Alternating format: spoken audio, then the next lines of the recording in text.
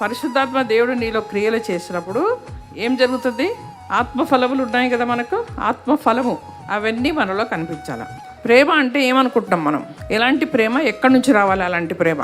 దేవునికి ఈక్వల్గా అంటే దేవునికి ఇష్టమైన ప్రేమ మనుషుల నుంచి ఎలా వస్తుంది?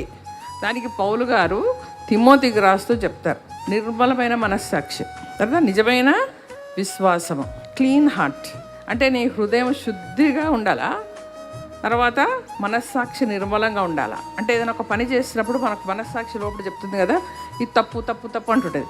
అయినా కానీ మనం ఏం చేస్తాం? పక్క పెట్టేసండి అని పక్క పెట్టేసి కాన్షియస్ని ఆ పనులు చేసుకుంటూ వెళ్తాం. అంటే ఇవన్నీ దేవునికి విరోధంగా ఉంటాయి. తర్వాత నిజమైన విశ్వాసం అంటే మీరు ఇక్కడికి వచ్చారు, నిజమైన విశ్వాసంతో వచ్చారా, లేదా పాస్టర్ గారు రమ్మన్నంగా వచ్చారా, లేదా యేసుప్రభుని తెలుసుకున్నందుకు వచ్చారా? అసలు యేసుప్రభు మీకేమవుతారని తెలుసుకోవడానికి వచ్చారా? ఆయన నిజంగా సజీవుల లెక్కలో ఉన్నారా, నేను కూడా నిత్య జీవంలోకి ఆయనతో పాటు జీవిస్తాను అనే ఈ విశ్వాసం అనేది ఎక్కడైతే ఉందో, దేవుని సన్నిధిలోకి వచ్చినప్పుడు ఏ విశ్వాసంతో వస్తున్నారు, ఎందుకు వస్తున్నారు, ఇవన్నీ కరెక్ట్గా ఉంటేనే అక్కడి నుంచి వచ్చే ప్రేమ నిజమైన ప్రేమ.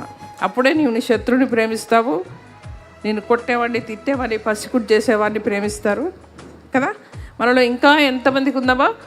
అసూయ, ద్వేషము, అన్ని రకాలుగా ఇంకా మలినాలన్నీ లోపటే ఉన్నాయి. అందుకే మనకు నిజమైన ప్రేమ రాదు. కానీ దేవుడు అవకాశం ఇస్తున్నాడు మనందరికీ.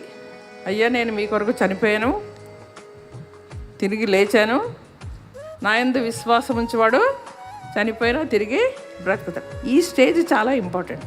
నువ్వు తిరిగి బ్రతుకుతావు, సరే బ్రతికితే ఎక్కడ పోతావు? ఏదైనా పోతే పరలోకానికి పోవాలా, లేకపోతే నరకానికి పోవాలా. రెండే మార్గాలు ఉన్నాయి మనకి.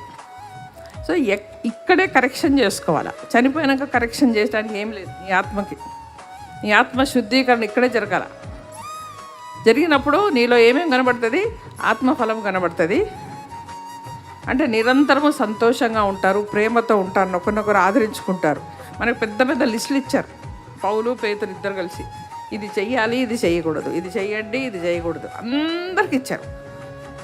బాగా చదవాలి స్క్రిప్చర్స్. మనం పాటిస్తున్నామా లేదా? దినదినము నువ్వు తగ్గించుకో యేసుప్రభు దగ్గర, ఆయన పాదాల దగ్గరికి వచ్చేసాయి. ఓకే, తగ్గించుకో. ఒకసారి రక్షణ పొంది మారు మనసు పొంది అని చెప్పి బ్యాప్టిజం తీసుకున్న తర్వాత జరిగే కార్యక్రమాలు చాలా ఉంటాయి. నువ్వు పూర్తిగా మారిపోయి ప్రభువులాగా రూపాంతరము చెందాలి.